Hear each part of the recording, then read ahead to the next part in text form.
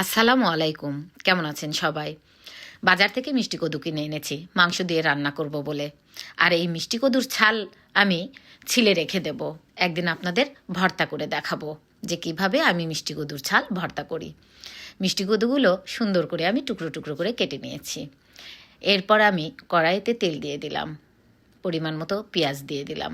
পেঁয়াজগুলো যখন বাদামি কালার হয়ে আসবে তখন আমি মশলাপাতি দিয়ে দেব, যেমন দারুচিনি, তেজপাতা, সাদা এলাচ, কালো এলাচ, আদা, রসুন, জিরা বাটা, লবণ, গুঁড়ামরিচ, হলুদ সব কিছু পরিমাণ মতো দিয়ে অল্প করে গরম পানি ঢেলে দিয়ে আমি মশলাগুলো কষে নিলাম।